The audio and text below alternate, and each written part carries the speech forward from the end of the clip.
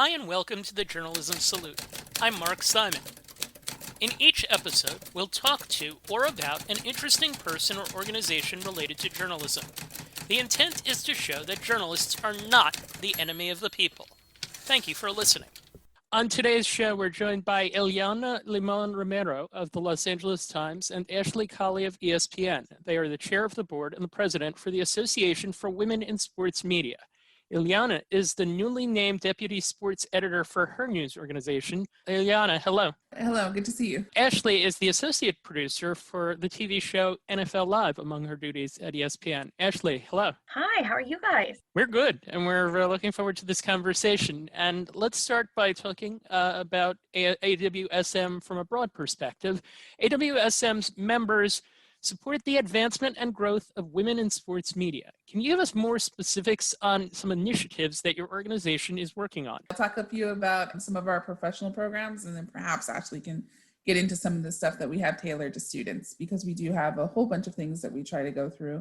In terms of our professional programming, we have a mid-career mentor program, Awesome Champions, that tries to identify entry and mid-career level journalists and relate them with people who are mid and later career veteran journalists, give them an opportunity to hear directly from someone outside of their workplace and to run questions and ask them about just about anything and help them navigate different challenges. It's been a very popular initiative that we've had that has led to a lot of success, promotions, and people feeling like they could navigate different challenges. We also have regional events that we've hosted outside of our annual convention that can range from guest speakers to hands-on learning activities. Since COVID-19 shut down our in-person event for safety reasons, we were able to take those online and hold some really fruitful and meaningful opportunities to have these conversations across Zoom. And it really has allowed members from the East and West Coast and everywhere in between to interact in a way that maybe they couldn't. So we've tried to make the most of that. Those are some of the highlights from the professional end. Ashley, you want to talk about students and our job board?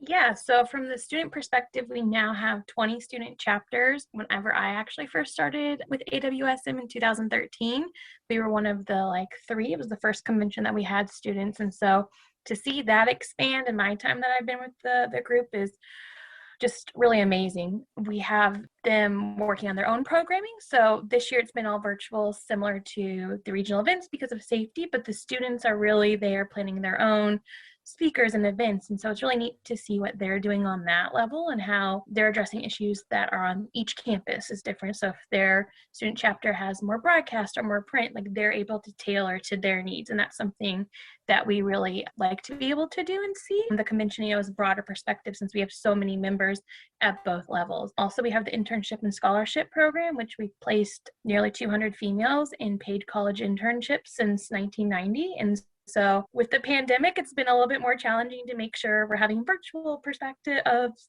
with our interns. And this year we have 8 that are going to be able to do it. And so we're so thankful that we're able to continue that in these challenging times. And a lot of them will be virtual. Hopefully they might be able to do some in person, but just having 8 women that are in internships this year is a really big deal that we're able to continue that program. And something for all members is our job board.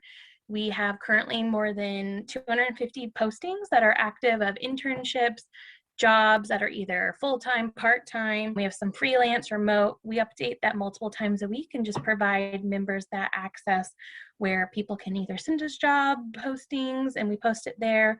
We share some on social media, or we are checking multiple sites and updating that. So it's a really good resource that our members are able to take advantage of, and it's updated multiple times a week. And we've seen in this pandemic that some postings are open for really short periods of time or long. And so kind of however you're looking, you can get the most up-to-date info on that site. Okay, and what is the current state of women in the print and TV sports departments across the nation? I can speak on the broadcast side, and I'll have Iliana talk on the print side. I see more women, but I definitely think that there's more room. There's always more room for women to be a part of it. I think in the past couple of years, we've seen more layoffs in the industry, and a lot of times I'm noticing that there's a lot of women that are involved, or there's current trends of, they just feel burnt out. So I'm really hoping that we can get more women back in there and give them more support so that they feel that they're trying to decide if they want to stay in this career path or not. They feel like they're supported, even if maybe in their specific field they don't. Like AWSM can provide support or guidance for whatever issues they're dealing with. If they want to switch their industry, if, go from print to maybe digital or go to more podcasts, we're seeing a lot of that shift. If it's trying to figure out if they want to start a family, we get that question a lot, just making sure that we're offering the support. So while I do see more women, I always used to say, like, if there's not a line in the for the bathroom, then there's not enough. And obviously with it being virtual, I haven't got to see that in a while, but definitely more room for women in the industry. I definitely agree. We're experiencing a churn within the industry as a whole. Print digital has gone through substantial cuts. At the same time, there are openings and opportunities for creative, really highly invested journalists who do great work. And we've seen a lot of women enjoy new opportunities there, a lot of wins that we're very excited about. And we try to celebrate each and every single one of those when they come across. But there's no question that the burden for people coming into the industry is difficult. It's significant. There are fewer people doing more across the board, I think, in media, no matter where you look. And so that challenge of how to get acclimated, how to navigate, how to present yourself as someone who can be counted on to do those things, and then also how to do that at a high level successfully. It's a battle. It's a challenge for many of our members, but we're pleased and just thrilled by how many of them have had some hard-earned wins during the pandemic. But no question, it's also a churn. There's cuts in a lot of different directions, and we're trying to help them navigate that as best possible. I think many of the resources that we've outlined are dedicated to that and have worked well. So we're grateful for that. What are the trends regarding people of color in the industry specific to women? So that's an area that I worked with a variety of organizations in addition to AWSM, which we often refer to as AWSM, just because it's a fun, easy acronym. I also think that I've worked with the National Association of Hispanic Journalists, National Association of Black Journalists, Asian American Journalists Association. They're different sports task forces kind of collaborate and work together to talk with AWSM about how we can address those specific issues, the intersection of gender and race, and how we can make sure we're providing opportunities. Given all of the discussion of racial reckoning in this country and how much people have been asked to put that front and center, there has been a demand for employers who are eager to get on the right side of this, who recognize that their rosters don't match their community that they're trying to cover, and they don't match the athletes in the sports that they're trying to cover, and that puts them at a disadvantage. So there's high demand there. That's great news. The downside is that for so long, there weren't as many paths, reasonable paths for journalists of color coming through for a long list of reasons. And that meant that our pipeline is not as robust as it can and should be. And so we are working to make sure with these organizations that we're providing mentorship and training that helps them navigate and takes down barriers that specifically tend to hit journalists of color harder than others. In particular, I would speak to unpaid internships, to internships that require travel that have very little financial support for making that happen. Housing in a big city market is not possible, so you take a smaller city internship, and then are you of a profile or a pedigree that would allow you to move up? Are they only looking at major journalism institutions when they recruit out of colleges, or even when they recruit later on, seeing that background? A whole bunch of different challenges that barely scratches the surface of what some of the things are that can hold people back. So working with those groups to try to address those, encouraging editors and hiring managers to make long-term investments, producers, everybody across the board, those who are in a position to hire, make long-term investments to start at the high school level with these high school programs, go to colleges, work with interns, and then just make sure that there is a path for them forward. We are getting some wins, as I said, but it is tough because we're asked constantly for who would be a good candidate for this opening or that opening. I'd love to have a diverse candidate, and we're happy to provide a list of talented people, but we cannot be in a circle where we're just constantly recommending the same list, the same group. We need to grow the pipeline. You mentioned challenges, and there were two big stories that became public this winter. One about Jared Porter, who was hired as the Mets GM. The other, Mickey Callaway, the pitching coach for the Angels. still currently employed under suspension. Just awful stories, behavior that was atrocious and disgusting. It's not the first time we've heard of such a thing. It's certainly not going to be the last. 2 years ago, you had the incident in the Astros clubhouse with the assistant GM taunting 3 reporters.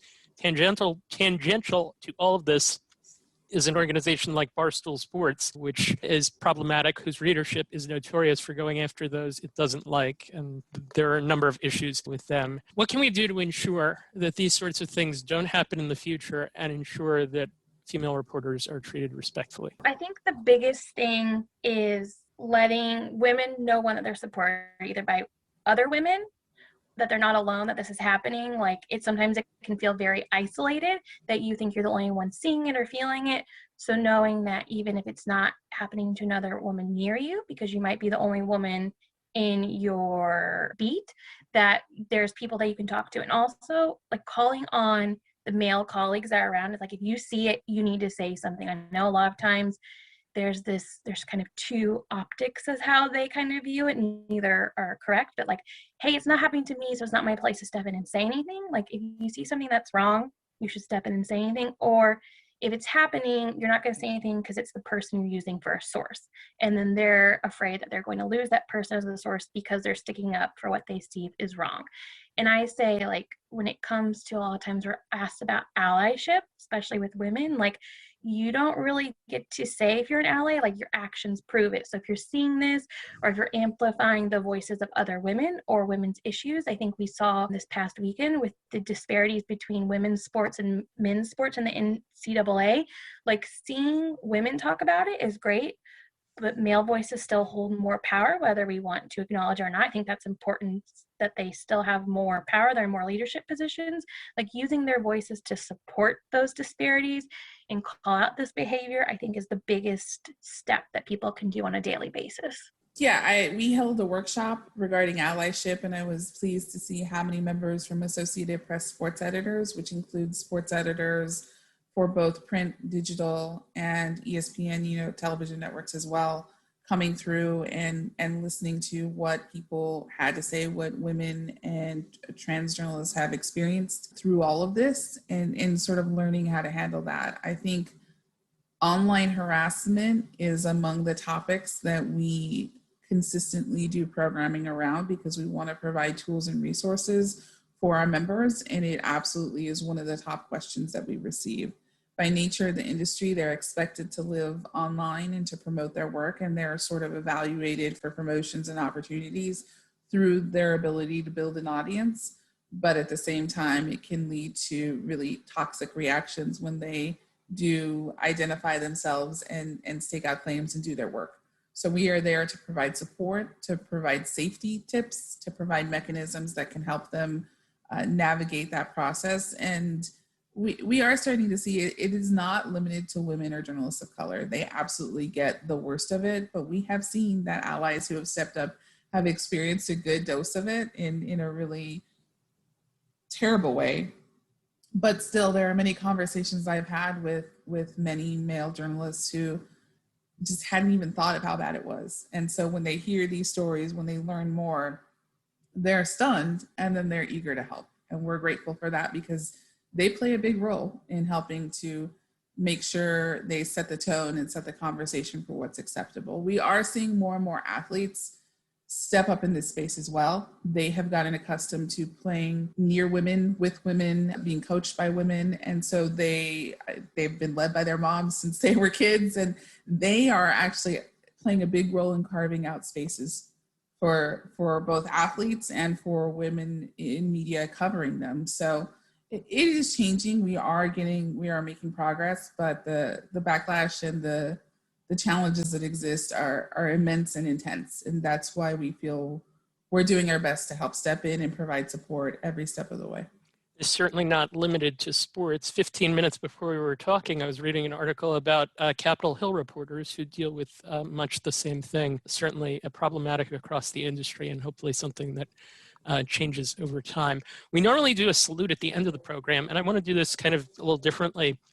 I was thinking about all of the writers that I read and the people that I've seen here on TV, radio, that I worked with at ESPN, this is just a small sliver of the list. Doris Burke, Jackie McMullen, Rachel Nichols are all world when it comes to covering basketball. Malika Andrews, a rising star in the industry. Susan Slusser is one of the best sourced baseball beat writers in the country, now covering the Giants for the Chronicle, where her new boss is Christina Carl, previously of ESPN.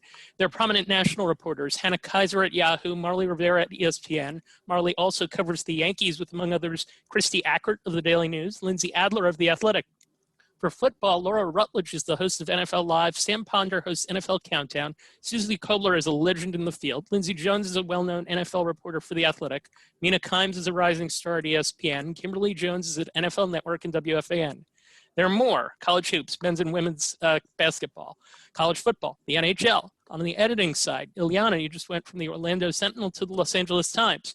Point being, and admittedly, I slanted this a little bit to national outlets, there's a visibility and a success there now that wasn't there 20 and 30 years ago when Lisa Olson was put through hell in the Patriots locker room. Claire Smith was kicked out of the Padres locker room. She's now a Hall of Fame honoree. All that said, what would you like to celebrate regarding women in sports journalism? All of them, all of it. I take every single win. I think we go through so many challenges personally, professionally, just every single day. I am elated anytime we can share any of those wins. I love that list. I love that group. I also know how much they've been through to get to where they're at. And they've been through a lot. And they continue to go through a lot to stay in that position and stay that profile. But perhaps what I'm proudest of that group is that every single one of them that you mentioned is eager to open the door for the next person. They are eager to give their time to our organization, but also just informally to anyone who asks, regardless of race, class, gender, background. It doesn't matter. They're very giving, and I think perhaps sacred to their success. How they cut through, how they broke through is because they are so kind, they are so open, they listen so well to the people that they cover, and they made their teammates want to rally around them to help them reach this level. So I cheer on every single one, and whenever we have some rough stretches, they give me so much hope and so much encouragement to know that they're pulling for everyone else too. It's great to work with them and great to honor them any chance I get. Yeah, as you were saying that list, I was thinking like Pioneer Award winner, has been a former board member, has done this with like awesome particularly. And just the fact that when we're at events like the convention, a lot of them have been into our conventions before, they act like they've known you your whole life and you can connect to them and so many different women like that. And so I think they realize the magnitude of that they have, either they were the first or they're now in a spotlight where they're not the first, but they're still there. They have a seat at the table that we talk about all the time has bigger optics. And I think that that's just really important, that they're humble about it. They talk about how they got there. They acknowledge that, but then they want to help those behind them too. Because if we're not continuing to help the people that are coming behind us, like that door might not stay open. And so just every time you name someone on that list, or I get happy. I smile because we want to see that. We want to have that continue to grow, that list get longer and longer and longer. They're all outstanding. And speaking of growing reporters, Emmy Liederman, our intern on this podcast, we go to her segment on the program, which is the advice portion of the show. Take it away, Emmy. Hello. So my first question is for Iliana. And I'm wondering, can you explain how your upbringing and your Latina identity has shaped your career? I think they're just completely, you can't separate them. So I think my family and my family's influence has played an immense role in what I do and what I get the opportunity to do and the joy that it brings me each day, because they really encouraged it at an early age.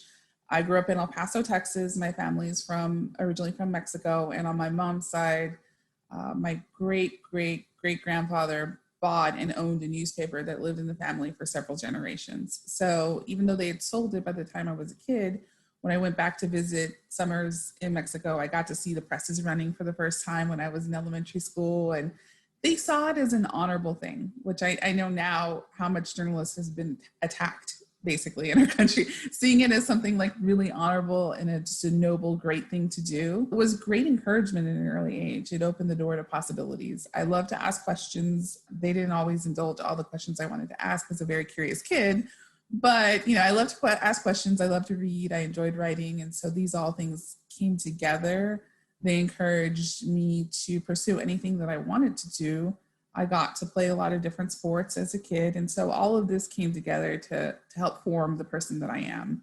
They also cared a lot about giving back to their community and continue to do so. They continue to volunteer long after they've retired. My parents find that really rewarding and important. So all of those values definitely shaped who I am and gave me the confidence to push forward and to navigate a space where a lot of times I was the only one. I was the only woman, or I was the only person of a Mexican-American background. I was the only Latinx journalist at all in any room. And that was something that I saw, but also didn't allow it to be a deterrent, and something that I'm working to change. Great. And a question for both of you. I'm not necessarily looking to go into sports journalism, but what is a lesson in sports storytelling that I can apply to any aspect of journalism or field that I go into? So I would say just writing. I think that that's the biggest thing that we use no matter what platform you're on, either whether you decide to do journalism or not, or sports journalism.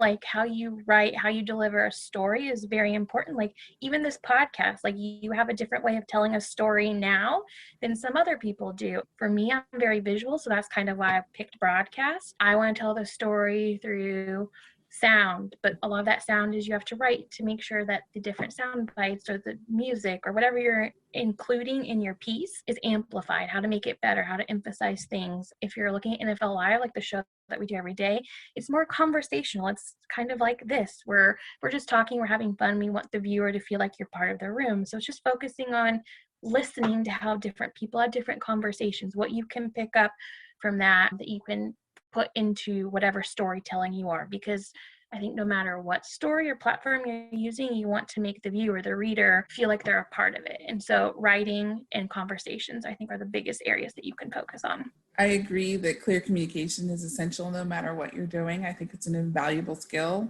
and writing is a big part of that. I think the other takeaway I would have for journalists is listening, getting comfortable with asking questions and kind of living in the pauses and letting the other person fill the space. I think anytime that you can listen, it gives you this huge advantage of being able to understand the people around you and understand how you can fit in and how you can learn, grow, develop, and move up. I think that is huge. And what are some common misconceptions about working in sports journalism? And is there anything about going into the field that has surprised you over the years? Ooh, the misconceptions. Let's see. As a reporter, no, I cannot get you autographs. No, I cannot get you tickets to events. No, I cannot introduce you to anyone. No, to my mother, much to her disappointment, I cannot take a selfie with every athlete I've ever interviewed or met that she thinks is remotely famous or interesting.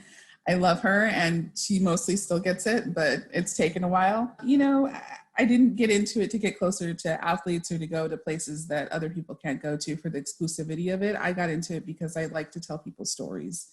And I get to be in any part of the storytelling process is just so rewarding and so enjoyable. I do like working with words, and so the editing part of it, I love that. But I also feel like I am naturally curious and want to evolve and tell stories where my audience is at. So if they've taken more to podcast, then we're podcasting. If we've taken more to video, then we're on camera. If they've taken more to social media or through any other iteration of how they get it, like I'm excited about going into that space. I think there's also that misconception because I was trained as a newspaper journalist coming in. I'm a multimedia journalist at this point. That is the reality of the situation, and I'm not upset about it. I enjoy that I learn something new every day and that it's creative. But yeah, that I think those initial misconceptions about what it means to work in sports in general is always the key questions is, can you get me tickets, autographs, etc. Ashley, thoughts? Yeah, another one is that like you're working all the time, you can't take holidays or birthdays off, you can never see your family. Like I always try and say, like at the beginning of your career, that may be a little true, like you have to kind of put in your time and earn that. But I also try and recommend, like if there's something that you really want to do and is important to you, like take that personal time off, take those vacation days. Like mental health and just your well-being is so important. And I think sometimes we get so invested as like, I have to be on the beat and I have to be on Twitter 24/7 and I have to like break the news story. And like, while that's important to our job, like if you can't perform at a high level because you're burnt out, like that doesn't do anyone good. So I would say that's a misconception that I had to learn the hard way. Like the first year and a half that I was at ESPN, I was like, I have to watch sports all the time. I have to know what's going on. And I've kind of adjusted my way. Like when I come home from work, I disconnect. And then I spend more time at the beginning of my next day reading and doing stuff. So just adjusting as you go along is definitely something that I've learned how to do and is important. Okay, and we wrap up with this. From each of you, is there an organization or person outside of AWSM that you would like to salute? This is so hard to pick just one that you want to recognize. Very, very tricky. At the moment that we're speaking, there's always different tough stretches that come for different journalists of color or for women.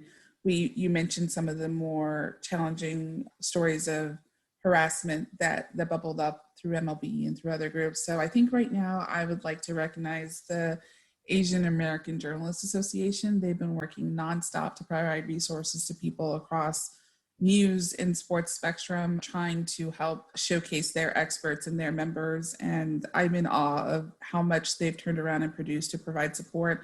I also think that Asian American anti-Asian violence has been prevalent for quite some time, really for a long time, but it has flared up for a while. It hasn't just been in the past month that they've endured just an awful lot of targeted attacks, particularly against older people. That is just so troubling and disturbing. But the fact that their leadership has not grown tired of already trying to have this conversation over and over again. Instead, in a high stress moment, they've really met the moment by providing resources and giving people what they need. So I would like to salute them. They're a little bit outside of sports, just sports, but I think they've done incredible work. And they are also, their sports association also has been remarkable. Their sports task force is great. So the Asian American Journalists Association, you can learn more at aaja.org about them. There's a ton of information they have available for everyone on how to be allies, how to support, and how to understand what's really going on. And honor Iliana's suggestion, because they've been a good resource. Like for me, I've also read a lot that they're doing, and I'm just listening to what they're saying in their voices to try and understand that perspective better. And I think that that's something we can do with every part that we're not a part of, whether it's NABJ or NAHJ2. Like those two resources and organizations that we've worked more with lately have been great to understanding, and again, listening from our side on how we can do better and amplify their voices. Thank you both for joining us. Best of luck in the future with this organization and in your career. Thank you. March is Women's History Month, and the Journalism Salute honors Baseball Hall of Fame honoree Claire Smith. Claire, my former colleague at ESPN, is the first woman to be given the honor given by the Baseball Writers Association of America for meritorious contributions to baseball writing. Winners are honored at the Baseball Hall of Fame induction ceremonies. Claire was the first female baseball beat writer. She covered the Yankees for the New York Times in the 80s, then was a baseball columnist for the Times and the Philadelphia Inquirer from 1991 to 2007. She later had a prominent role at ESPN as a news editor, helping shape what was discussed on the network's baseball game telecasts and Baseball Tonight. During the 1984 baseball playoffs, Claire was kicked out of the Padres locker room for no reason other than that she was a woman and that the Padres did not want her in there. Padres first baseman Steve Garvey then came out of the Padres locker room and gave Claire a confidence boost before doing an interview with her. Baseball's commissioner intervened, and Claire was given full access to the team for the rest of the series. Perhaps it was karma that a few days later, Garvey hit a game-winning home run. Claire is now considered a role model in the industry, not just for women, but for all baseball writers. All right, so we open the reporter's notebook post-interview with Emmy Liederman. Emmy, as a young female journalist, having listened to the two of them and getting a better understanding of the things that they're dealing with and the things that they're trying to help people overcome, what were your biggest takeaways from what they had to say? So I was really struck by the fact that there could be a lot of women working at a certain organization, and the men in that organization could identify as allies, but if you don't see that identification turn into action, then it's really just meaningless words. As a sports journalist, I think that you're especially aware of how certain contacts may make or break a story, and sometimes if you're chasing a story, that may make you disregard the past or certain discrimination claims or microaggressions because you're so focused on that story. But they really just pointed out the fact that true allyship only comes from actions and only comes from being able to be nimble and call people out, or else the culture of journalism and just, society in general is just never going to change. And she also talked about paying it forward and making sure that this doesn't become a fleeting moment of women working in sports media, that they're really holding themselves accountable to help the next generation of sports journalists in any way that they can. One of the things that I'm hopeful that in the future that, younger athletes certainly, they're experiencing it a little different from the older athletes who are used to things being a certain way. But now the newer normal is ideally the list of women that I went through being successes. And that's just the tip of the list. There are plenty more. What was the thing that impressed you the most about those two women? They just had this relentless spirit about them, that their work in sports media wasn't done, and it didn't matter if they made it in journalism. What really matters is that they kind of committed to the cause through and through. So they would, as I said, they would be helping younger generations, yet also thinking about their personal development. And I think sometimes when we're working on projects, we get a little bit lost in what we're doing for ourselves, that we forget about, the bigger picture. So that really impressed me about them. And just, this attitude that it's crucial to just keep helping other people and growing that pipeline. All right, Emmy Liederman, thank you very much. Thank you for listening to the Journalism Salute. Please let us know what you think of the show. You can find us on Twitter @JournalismPod, and you can email us at journalismsalute@gmail.com.